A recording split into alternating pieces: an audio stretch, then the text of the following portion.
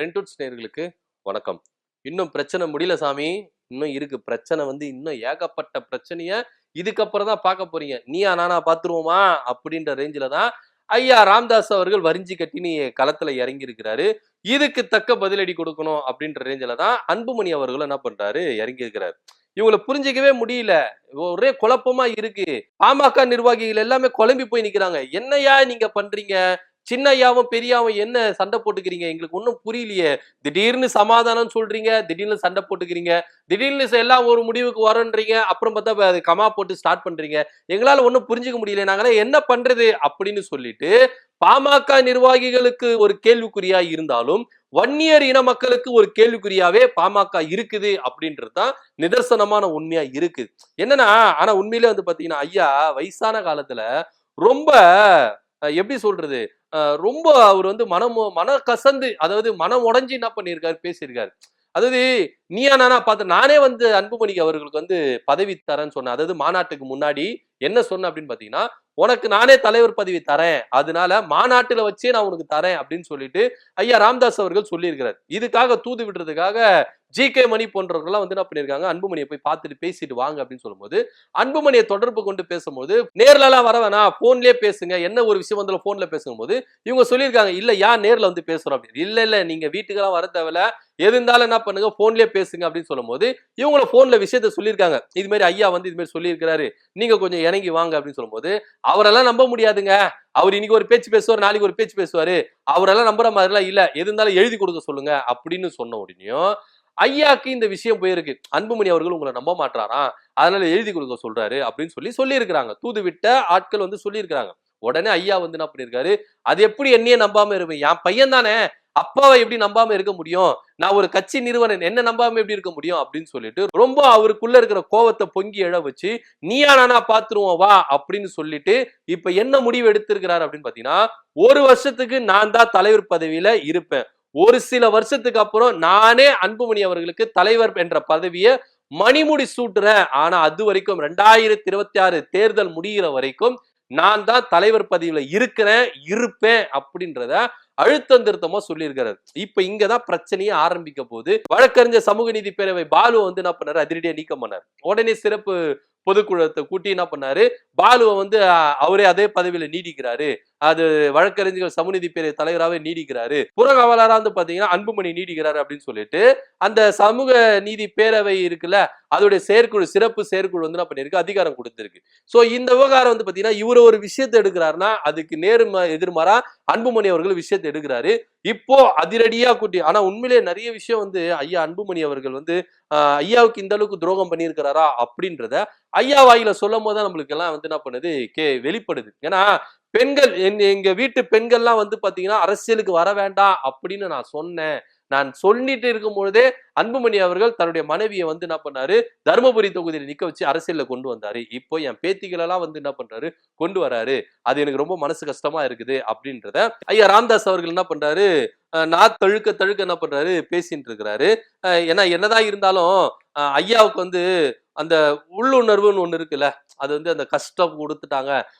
அதுவும் சொல்றாரு, நான் நடப்போனமா இருக்கிறேன் அப்படின்ற மாதிரி சொல்ல, என்னை எப்பயே சாவடிச்சுட்டாங்க, நான் நடப்போனமா தான் இருக்கிறேன், என் உயிரை அப்படியே நான் உயிரோடு இருக்கும் போதே உள்ள உருவி என் உயிரை எடுத்துட்டு போன மாதிரிதான் இருக்கு, என் கைய வச்சு என் கண்ணியை குத்துன மாதிரிதான் இருக்குது அப்படின்ற ரேஞ்சுக்கு தன் பக்கம் இருக்கிற அந்த மனவேதனைகளை, மன கஷ்டங்களை என்ன பண்றாரு, அப்படியே வெளிப்படையா என்ன பண்றாரு சொல்றாரு. ஏற்கனவே இது மாதிரி வெளிப்படையா சொல்லியிருக்கிறாரு. ஆனா இந்த தடவை என்ன பண்ணிருக்காரு, வெளிப்படையா சொல்லியிருக்கிறாரு. இப்போ ஐயா என்ன பண்ணிட்டாரு, நீயா நானா பாத்துடலாம் வா அப்படின்ற ரேஞ்சில இப்ப ஐயாவுடைய மனநிலைமை இருக்கு. இதுக்கு அன்புமணி சின்ன ஐயாவுடைய பதிலடி எப்படி இருக்க போகுது, ஆல்ரெடி பாத்தீங்கன்னா மாவட்டங்கள் தோறும் என்ன பண்ணிருக்காரு, பொதுக்குழு கூட்டி ஒரு சில முடிவுகள் எடுக்க போறேன் அப்படின்னு சொல்லியிருக்காரு. இது தவிர்த்துட்டு ஐயாவுடைய பிறந்த நாள் அன்னைக்கு நான் ஒவ்வொரு சட்டமன்றத்துக்கு வாரியா என்ன பண்ண போறேன், நடைபயணம் மேற்கொள்ள போறேன் அப்படின்ற ஒரு விஷயத்தையும் முன்னெடுக்கிறாரு.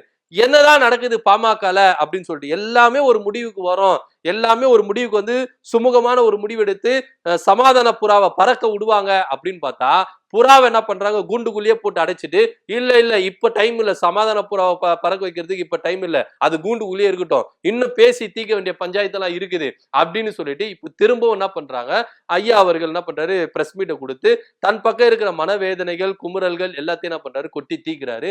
ஆனா உண்மையிலே வயசான காலத்துல ஐயா வந்து இந்த அளவுக்கு பாடுபடுத்துறீங்களே, ஏங்க நீங்க கொஞ்சம் விட்டு இறங்கி வர மாட்டீங்க அப்படின்னு சொல்லிட்டு அன்புமணிய பாமக நிர்வாகிகளே கேள்வி கேட்கிறாங்க. இந்த பக்கம் என்ன கேட்கிறாங்கன்னா, ஐயாவுக்கு தான் வயசாயிருச்சுல, அவரு கொஞ்சம் ஒதுங்கி போலாம்ல, ரெஸ்ட் எடுக்கலாம்ல, அன்புமணி அவர்களை ஃப்ரீயா வந்து செயல்பட விடலாம்னு சொல்லிட்டு இந்த பக்கங்களும் என்ன பண்றாங்க, மாறி மாறி என்ன பண்றாங்க, கோரிக்கை வைக்கிறாங்க. இதுல என்ன ஒரு ஸ்பெஷல் அப்படின்னு பாத்தீங்கன்னா, பாலுவை வந்து அதிரடியா நீக்கினார்ல, பாலுவை நீக்கிட்டு ராமதாஸ் ஐயா என்ன பண்ணாரு, கோப்பு அப்படின்றவர் என்ன பண்ணாரு, அந்த வழக்கறிஞர் சமூக நீதி பேரவை தலைவரா போட்டார். உடனே இவர் வந்து என்ன பண்றாரு, ஒரு பாட்டு ஒண்ணு வைரல் ஆச்சு, சீ சீரன்னு சீ அப்படின்ற பாட்டு வந்து ரொம்பவே இணையத்துல வைரல் ஆச்சு. அந்த பாட்டு அப்படியே என்ன பண்ணாரு, டப் பண்ணி என்ன பண்றாரு, பாலுவையும் அன்புமணி அவர்களையும் கலாய்ச்சி என்ன பண்ணிருக்காரு, பேசியிருக்காரு.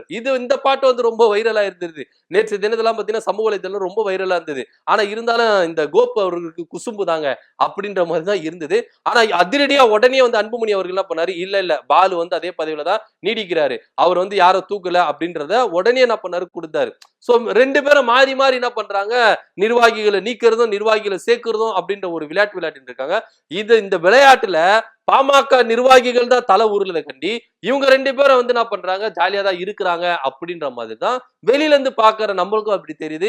என்ன நடக்க போகுது அப்படின்ற நம்மளுக்கு தெரியல.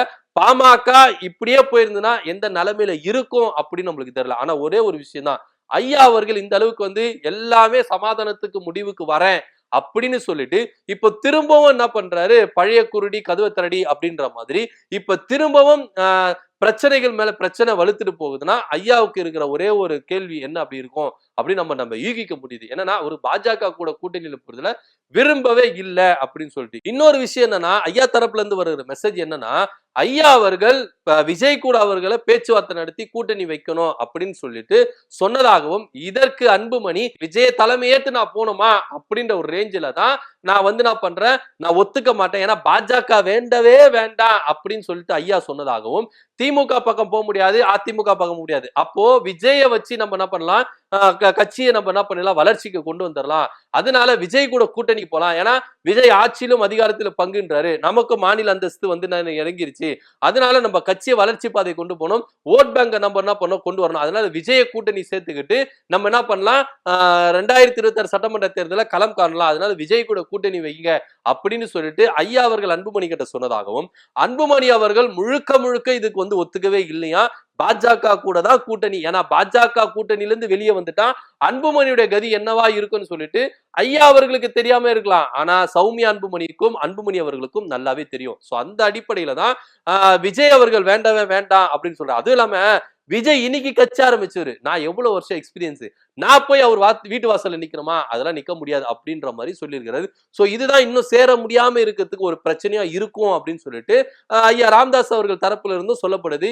என்ன நடக்குதுன்னு நம்மளுக்கே ஒரு குழப்பமா இருக்கு. ஏன்னா இன்னைக்கு சேர்ந்துருவாங்க, நாளைக்கு காலையில ஒரு நியூஸ் வரும், அதை வச்சு பேசலாம் அப்படின்னு பார்த்தா இல்ல திரும்பவும் நீங்க இதே பேசுங்க அப்படின்ற மாதிரி தான் ஐயா அவர்கள் என்ன பண்றாரு, நியூஸ் மேல நியூஸ் கொடுத்துட்டு இருக்காரு. பொறுத்திருந்து பார்க்கலாம் என்ன நடக்க போகுதுன்னு. ஐயா ராமதாஸ் அவர்கள் ரொம்ப மனசு கஷ்டப்பட்டு என்ன பண்றாரு, நீயா நானா பாத்துடலாம் வா, கோதாவில இறங்கு அப்படின்ற மாதிரி அரைக்கூவல் கொடுத்துட்டு இருக்காரு. இதுக்கு அன்புமணி பதில் என்னவா இருக்கும் அப்படின்றது நீங்க என்ன நினைக்கிறீங்கன்றதை கீழே கமெண்ட் பண்ணுங்க. நன்றி, வணக்கம்.